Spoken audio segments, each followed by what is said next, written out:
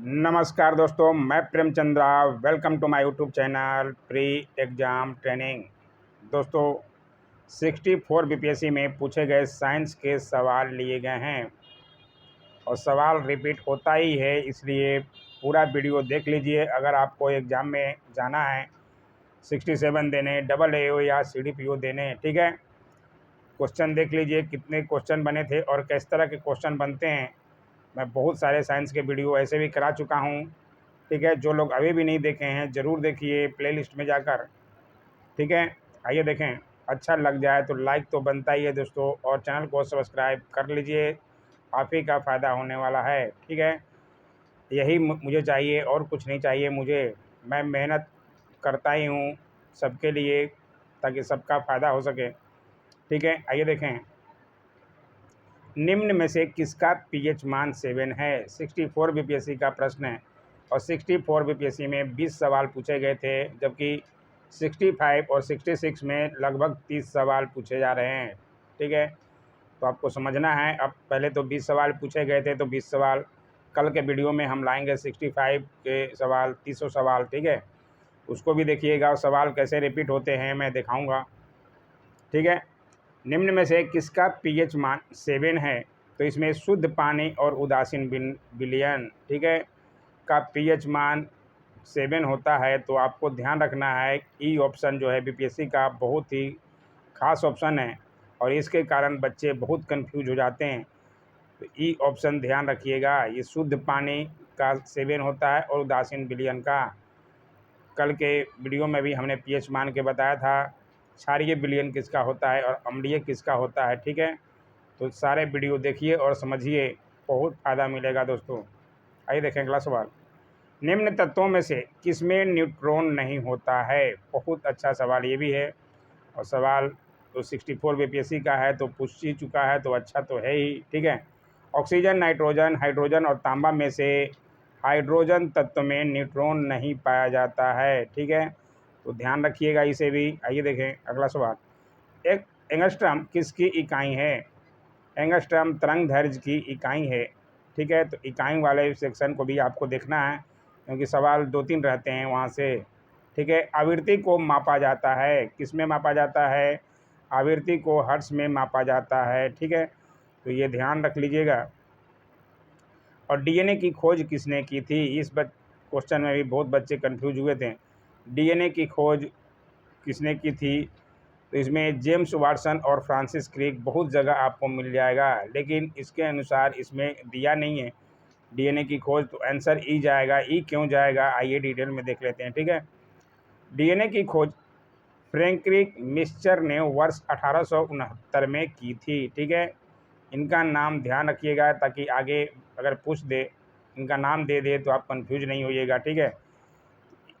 Frederick mixture ने किया था 1869 में, जबकि दिया नहीं है वहाँ पे जेम्स वाटसन और फ्रांसिस क्रिक ने दिया है।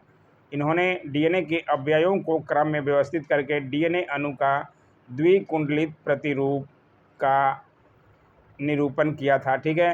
तो इनका ध्यान रखिएगा, अगर निरूपण पूछे और नाम दिया हो तब। डीएनए का खोज पूछ रहा है यहाँ पे, तो फ्रेडरिक मिक्सचर, ठीक है। तो नाम ध्यान रखिएगा, यहाँ दिया नहीं है, इसलिए ऑप्शन बीपीएससी ने ई दिया था, ठीक है। उम्मीद है आपको समझ आ गया होगा।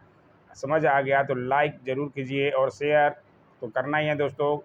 कमेंट और सब्सक्राइब ज़रूर कीजिए, ठीक है। ट्राइग्लिसराइड क्या है? ट्राइग्लिसराइड क्या है? प्रोटीन, कार्बोहाइड्रेट, वसा और खनिज में से ट्राइग्लिसराइड जो है वसा होता है, ठीक है। तो इसे भी ध्यान रखिएगा, वसा, ठीक है। और बाकी बातों के लिए आप आराम से नोट कर सकते हैं। इलेक्ट्रोएन्सेफेलोग्राम यानी कि ईईजी निम्नलिखित में से किसकी निगरानी के लिए उपयोग होता है? ईईजी और ईसीजी नाम जरूर सुने होंगे, तो दोनों का आप ध्यान रख लीजिएगा। एग्जाम में कौन सा पूछ दे कोई नहीं जानता, ठीक है। ईईजी निम्न में से किसकी निगरानी के लिए उपयोग होता है? हृदय, अग्नाशय, यकृत और मस्तिष्क में से ये मस्तिष्क के लिए होता है, ठीक है। तो इसे ज़रूर से ज़रूर ध्यान रखें। सवाल बनाई हैं तो अच्छा तो है ही सवाल, ठीक है। और पूरी बातों के लिए आप यहाँ से नोट कर सकते हैं। शरीर का तापक्रम नियंत्रित करता है, कौन नियंत्रित करता है शरीर का तापक्रम? शरीर का तापक्रम हाइपोथैलेमस नियंत्रित करता है। ठीक है, तो इसे भी ज़रूर ध्यान रखिए। और सारे क्वेश्चन का आंसर आपको थोड़ा बहुत डिटेल लिखा गया है। ठीक है, तो आप आराम से नोट करते हुए चलिएगा और लाइक, शेयर, कमेंट और सब्सक्राइब जरूर कीजिएगा दोस्तों। सही कथन चुनिए। इसमें सही कथन क्या है? लाल प्रकाश का तरंग दैर्घ्य बैंगनी प्रकाश से कम होता है या लाल प्रकाश का तरंग दैर्घ्य बैंगनी प्रकाश से ज़्यादा होता है? ये सवाल भी बहुत लोग कर देंगे, क्योंकि लाल प्रकाश का तरंग दैर्घ्य बैंगनी प्रकाश से ज़्यादा होता है। ठीक है, तो ये भी इजी सवाल हो जाना चाहिए। अब तो बहुत बच्चे अभी भी नहीं जानते, यहाँ से नोट जरूर कर लें। ठीक है, किन उन्होंने कहा था? हाइगेंस ने अपने प्रकाश के तरंग सिद्धांत में इसे प्रतिपादित किया था। ठीक है, और 40 डिग्री का मान फ़ारेनहाइट स्केल में है, तो ये हमने पिछले वीडियो में भी बताया था, लेकिन ये 64 का है, इसलिए सारे सवाल यहाँ पे लाया गया है। और ज़रूर देखें, जो नहीं देखे होंगे अभी भी बता दो। C/5 = F-32/9 होता है। ठीक है, तो आप आसानी से निकाल देंगे और इसका आंसर 104 जाएगा, या फ़ारेनहाइट में दिया हो तो सेल्सियस में निकाल सकते हैं। ठीक है, तो इस फार्मूले पे ही निकाला जाता है, तो आसानी से निकाल सकते हैं। ज़रूर से ज़रूर नोट कर लें। विद्युत शक्ति की इकाई है। विद्युत शक्ति की इकाई मैंने सवाल पूछा था कम्युनिटी टैब में, उसमें बहुत बच्चों ने गलत दिया था। ठीक है, तो यहाँ से ध्यान रखिएगा, जो लोग नहीं जानते हैं अभी भी नोट करते हुए चले। वाट जो है उसको, विद्युत शक्ति की इकाई वाट है। इकाई पर सवाल 2-3 बनते हैं। ठीक है, विद्युत मोटर में क्या होता है? ये सवाल भी कराया हुआ है। विद्युत ऊर्जा को यांत्रिक ऊर्जा में बदला जाता है। ठीक है, बहुत बार बताए हैं साइंस के सवालों में। ग्रीन हाउस गैसों में मुख्य घटक होता है। हाँ, इस सवाल में जो है 90% बच्चों ने गलत जवाब दिया था। कम्युनिटी टैब में हमने सवाल पूछा था और इसमें 90% बच्चे जो है कंफ्यूज थे। ठीक है, क्योंकि ग्रीन हाउस गैसों में methane, carbon dioxide, nitrous oxide, ozone सब होते हैं। ठीक है, तो इसके अनुसार आंसर जो है ई जाएगा। और ई क्यों गया, क्यों, पूरी बातों को यहाँ पर लिखा गया है, आप समझ लीजिए। ठीक है, स्क्रीनशॉट ले लीजिए। आइंस्टीन को नोबेल प्राइज़ किस कार्य पर मिला? आइंस्टीन को नोबेल प्राइज़ जो है प्रकाश विद्युत प्रभाव के कारण मिला था। ठीक है, तो ये ध्यान रखिएगा, आंसर आपका डी जाएगा। ठीक है, और ये पूरी बातें यहाँ से लिखी गई है आसानी से। कब मिला था? 1921 में, तो ये भी ध्यान रखना है। ठीक है, कोशिका का शक्ति स्रोत होता है। कोशिका का शक्ति स्रोत होता है माइटोकॉन्ड्रिया। ठीक है, तो ये ध्यान रखिएगा, माइटोकॉन्ड्रिया कोशिका का शक्ति स्रोत। ठीक है, बाकी बातें आप आराम से यहाँ से नोट कर लें, स्क्रीनशॉट ले लें और चैनल को सब्सक्राइब अभी भी नहीं किए हैं कर दें। ठीक है, एड्स निम्न कारणों में से किसके द्वारा होता है? ये भी 2-3 बार सवाल पूछा गया है, रिपीट हुआ है। ठीक है, पानी, जीवाणु, विषाणु का फफूंद में से? बहुत इजी हो जाना चाहिए, virus. Ads acquired immuno deficiency syndrome. ठीक है, उसका फुल फॉर्म भी ध्यान रखिएगा, फुल फॉर्म पे भी सवाल बनता है। ठीक है, और HIV इसका नाम सुने होंगे। बाकी बातें आपको यहाँ पे डिटेल में दी गई है। ठीक है, मानव शरीर में होता है, ये सवाल भी पिछले वीडियो में था। मानव शरीर में 60 से 70% पानी होता है। ठीक है, तो ये इजी सवाल हो जाना चाहिए। और ये है, आर्द्रता किस उपकरण से नापी जाती है?